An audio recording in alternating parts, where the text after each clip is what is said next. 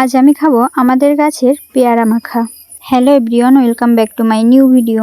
কিছুদিন ধরে দেখছি যে আমাদের পেয়ারা গাছের পেয়ারা অনেকটা বড় হয়ে গেছে। অনেকেই গাছের পেয়ারাগুলো খেয়ে নিচ্ছে। তাছাড়া এবছর কেন জানি না পেয়ারা গাছের পেয়ারায় পোকা হয়ে যাচ্ছে। আমাদের গাছের পেয়ারা অনেক সুস্বাদু, তাই আমার হঠাৎ মনে ইচ্ছা জাগলো যে আমি পেয়ারা মাখা খাবো।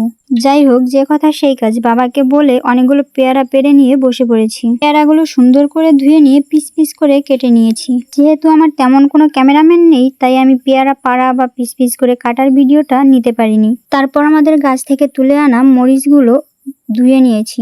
মরিচগুলো আমি বটি দিয়ে কাটিনি, কারণ আমি শুনেছি যে কোনো কিছু মাখা খাওয়ার জন্য মরিচগুলো না কেটে যদি হাত দিয়ে পিষে হাত দিয়ে ভেঙে খাওয়া হয় তাহলে অনেকটা মজা হয়। মরিচ ধরলে আমার হাত অনেক জ্বালা করে, কিন্তু সুস্বাদুর কথা ভেবে হাত জ্বালা করার ব্যাপারটা বাদ দিয়ে আমি বসে পড়লাম মরিচ ভাঙতে। যাই হোক, তারপর আমার মরিচ ভাঙা কমপ্লিট। তারপর দিয়ে নিলাম হালকা করে একটু লবণ।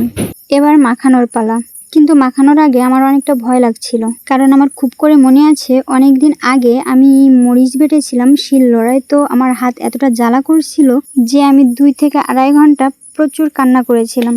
তাই কোনো খাবার মাখানোর আগে আমার প্রচন্ড ভয় লাগে, মানে ওই পুরোনো কথাটা মনে পড়ে। যাই হোক, সব ভাবা বাদ দিয়ে মাখানো শুরু করলাম। যাই হোক, কিছুক্ষণের মধ্যেই আমার মাখানো কমপ্লিট। তারপর আমি এক পিস খেয়ে দেখছিলাম যে কেমন স্বাদ হয়েছে। তো খেয়ে দেখি আই এম তো অবাক, এতটা সুন্দর হয়েছে যে আমি কাউকে না দিয়ে নিজেই অনেকটা খেয়ে নিচ্ছিলাম। পাশেই আমার মা বাবা ছিল, তো ওনাদের সঙ্গে আমি মজা করছিলাম যে খাবা, বলে যে হ্যাঁ খাবো, আর আমি বলছিলাম দেবো না।